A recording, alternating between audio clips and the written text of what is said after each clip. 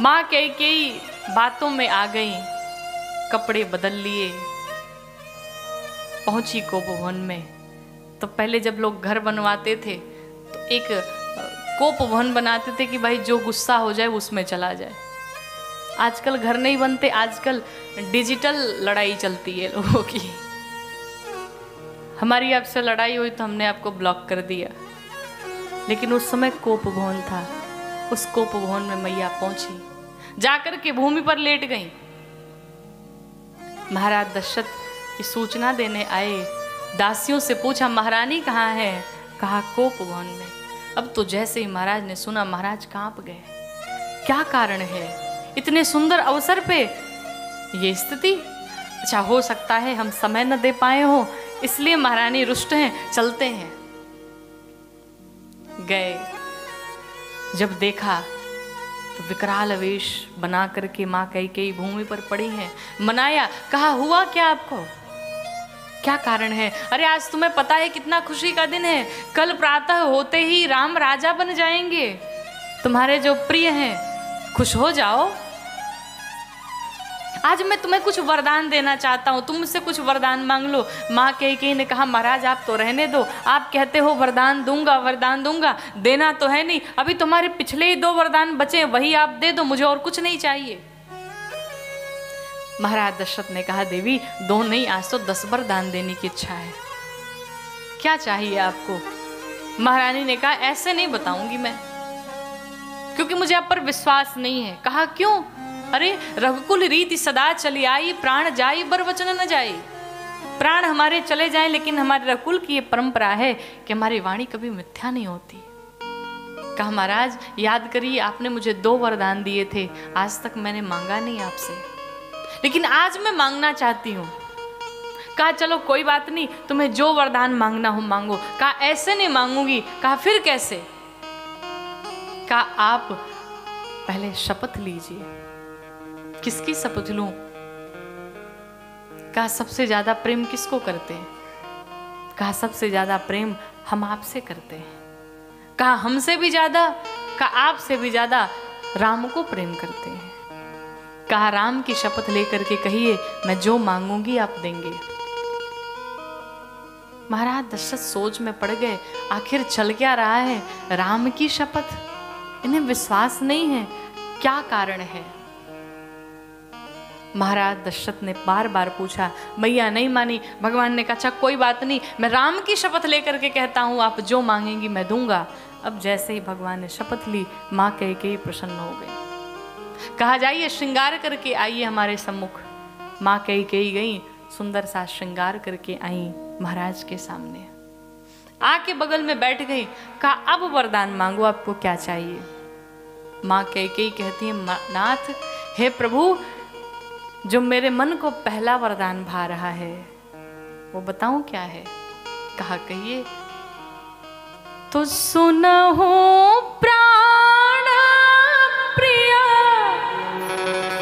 भावत जी का, सुनहु प्राण प्रिय भावत जी का, देहु एक बर भरत ही टीका, देहु एक बर भरत ही। कहा महाराज मेरे मन को जो पहला वरदान भा रहा है वो ये है कि राम के स्थान पर मेरा भरत राजा बन जाए।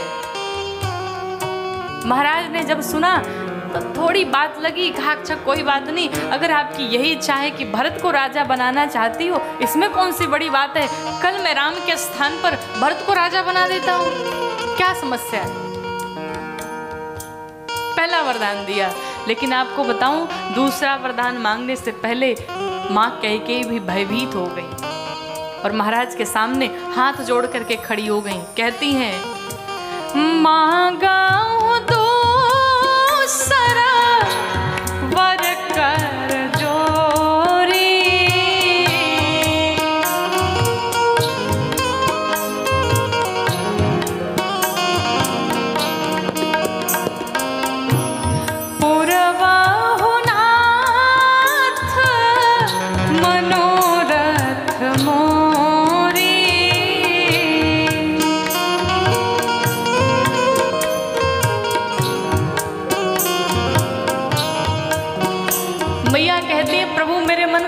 दूसरा वरदान भा रहा है वो आपके सामने हाथ जोड़ करके मैं निवेदन करती हूँ। क्या? मेरे मन को जो दूसरा वरदान भा रहा है वो ये है, कहती है प्रभु तापस विशेष उदासी,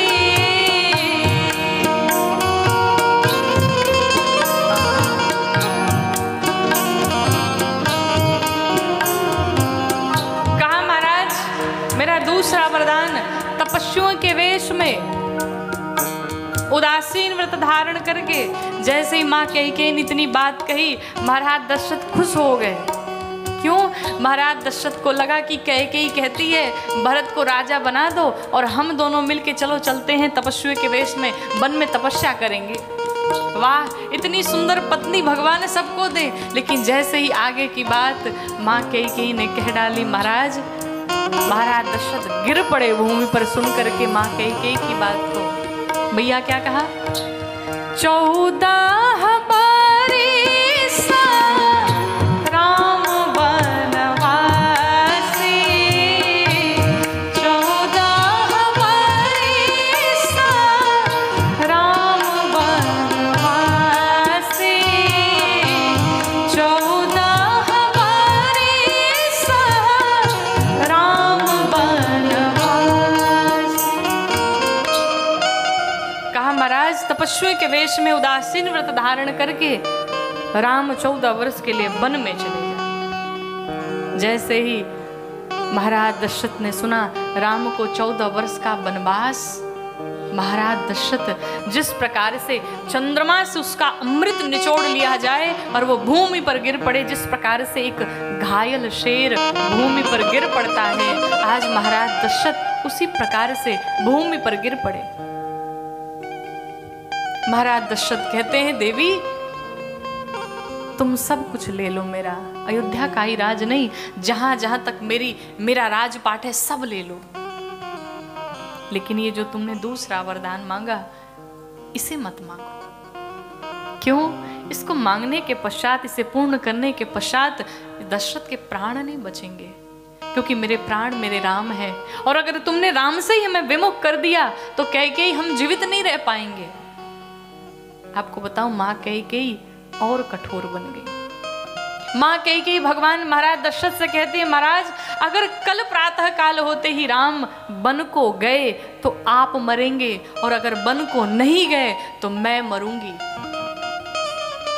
मरना तय है, आप मरिए चाहे हम मरे, हम दोनों में से कोई एक अवश्य मरेगा।